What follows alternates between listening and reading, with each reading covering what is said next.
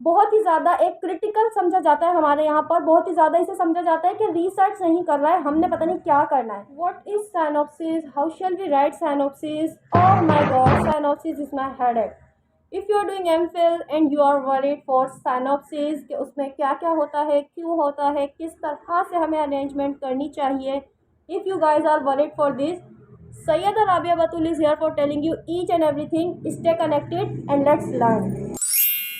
Assalamu alaikum my dear students. I'm your favorite beautiful and most intelligent English tutor Sayyada Rabia Batul. Hope you all are doing well guys. So in today's lecture I am going to teach you about research synopsis. यानी जब भी हम MPhil करते हैं तो हमें synopsis जो है वो हमारा फर्स्ट स्टेज होता है रिसर्च की तरफ बढ़ने का। देखिए एमफिल 2 साल का होता है, as I have already mentioned. ये 2 साल का भी होता है, 3 साल का भी, 4 साल का भी, 10 साल का भी। It depends on your research work. तो हमारा 1 साल जो होता है वो पूरा कोर्स वर्क होता है, उसमें हमें सब्जेक्ट पढ़ाए जाते हैं। हमारा जो नेक्स्ट ईयर होता है जिसे हम रिसर्च ईयर कहते हैं, वो हमारा डिपेंड करता है कि हम एमफिल को 2 सालों में करते हैं, 4 सालों में करते हैं या 10 सालों में करते हैं। सो गाइज रिसर्च बहुत ही ज़्यादा एक क्रिटिकल समझा जाता है हमारे यहाँ पर, बहुत ही ज़्यादा इसे समझा जाता है कि रिसर्च नहीं कर रहा है, हमने पता नहीं क्या करना है। जो प्रिलिमिनरी बच्चे होते हैं जिन्हें शुरू में नहीं पता होता कि रिसर्च किस तरह करते हैं, साइनॉप्सिस क्या होते हैं, वो बच्चे बहुत ही कंफ्यूज हो जाते हैं। So same issue was with me, क्योंकि ये सबका नेचुरल फिनोमिना है। इंसान जब किसी नई चीज़ की तरफ बढ़ता है तो वो घबराता है, उसे लगता है पता नहीं कितना हाई फाई चीज़ होगी, कितना डिफ़िकल्ट होगी, कितना मुझे इसमें स्ट्रगल करनी पड़ेगी and so on. But I am here for guiding you in each and every step of MPhil, CSS, lectureship, commission and all the test you people are giving and getting. तो synopsis जो होती हैं वो हमारी research में सबसे पहले हम साइनॉप्सिस बनाते हैं। साइनॉप्सिस में हम डिफाइन करते हैं कि हमारा टॉपिक क्या है। Like my topic is weather changing, for example climate changing. अब ये एक मेरे दिमाग में क्वेश्चन उठा, मुझे इस पर रिसर्च करने का शौक हो रहा है, तो मैंने एक टॉपिक लिया। टॉपिक लेने के बाद मैं उस टॉपिक पर लिटरेचर रिव्यू देखूंगी कि इस पर जब पहले रिसर्च हुई है वो ऑथर्स क्या कहते हैं, उन्होंने क्या लिखा है और अब मुझे क्या करना है। मेरा जो क्वेश्चंस है वो मैं किस तरह से सॉल्व करूँगी, मेरा जो फिनोमिना है जो मैं करना चाहती हूँ, तो वो सब हमारा साइनॉप्सिस में आता है। साइनॉप्सिस में हमारा इंट्रोडक्शन, मतलब जो भी हमारा टॉपिक है वो क्लैरिटी के साथ डिफाइन होना चाहिए। देन हमारा आता है literature review, as I told you. फिर हमारे आगे वाले जो स्टेप होते हैं उनमें हम रिसर्च मेथडोलॉजी देखते हैं, रिसर्च क्वेश्चंस देखते हैं, रिसर्च गैप देखते हैं, और भी बहुत सारी चीज़ें छोटे छोटे सिफर में हमारे पास आ जाती हैं।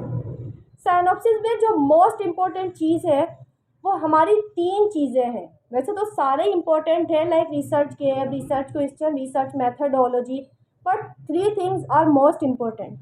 नंबर 1 रेफरेंसेस, ठीक है। Number 2 research methodology.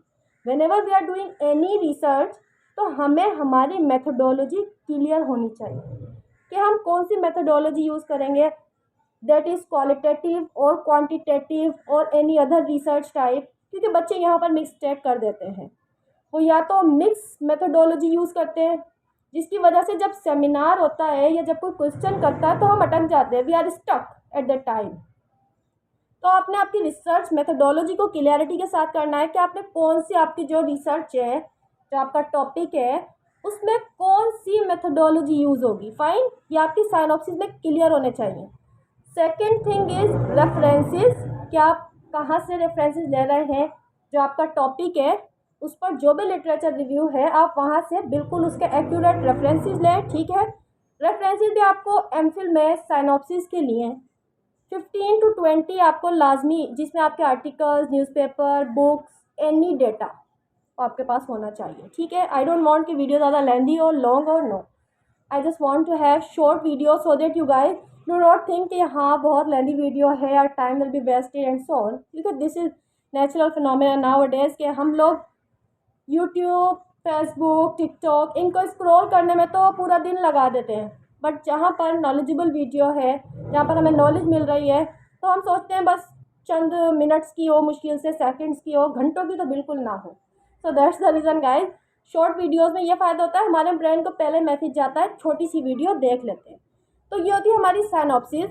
इसमें आपने जो है बहुत ध्यान से काम करना होता है, बिल्कुल पीसफुलनेस के साथ। You have to work on your synopsis. थोड़ा सा डिफ़िकल्ट होता है स्टार्ट में, but do not use this word in your dictionary, in your mind, difficult word और impossible word, because nothing is impossible, nothing is difficult, everything is easy, everything is possible. क्योंकि जब तक हम किसी चीज़ में हाथ नहीं डालते, जब तक हम किसी चीज़ को स्टार्ट नहीं करते, तब तक ही वो पहाड़ लग रही होती है। But when we start something, तो वो अपने इख्तिताम तक वो चीज़ पहुंच जाती है।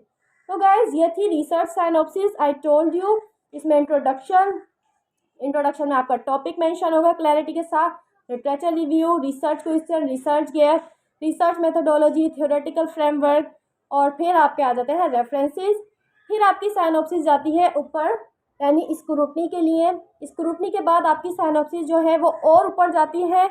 वहाँ पर साइनॉप्सिस आपकी, यानी आपका जो टॉपिक है वो अप्रूव होकर आता है। देन आप अपना फर्स्ट सेमिनार करवा सकते हैं। आपने अपना काम शुरू कर दिया है, लाइक आपका टॉपिक कोई भी है, no matter any topic you can take. So guys, hope you enjoy the video. In our next video I am going to tell you about lecturership। जो ये 17 स्केल के अभी रिसेंटली लेक्चरशिप के examination हुए हैं, टेस्ट हुए हैं, वो किस तरह के थे, क्या पैटर्न फॉलो किया था, और आप लोगों को किस तरह से तैयारी करनी चाहिए। So remember me in your prayers. Actually it's hot today and there is no electricity, you can see. There's some breathless right now. So remember me in your prayers. Thank you so much guys. I will be guiding you forever because I never want कि मेरे subscribers ज़्यादा हो, मेरे viewers ज़्यादा हो, never. I just want कि जो भी बच्चे हैं, जिन्हें भी नॉलेज चाहिए, अभी ना सही तो आगे सही, उन तक नॉलेज पहुंच जाए, उनके क्वेश्चन सॉल्व हो जाए by me or by anyone else. So Allah Hafiz, bye bye.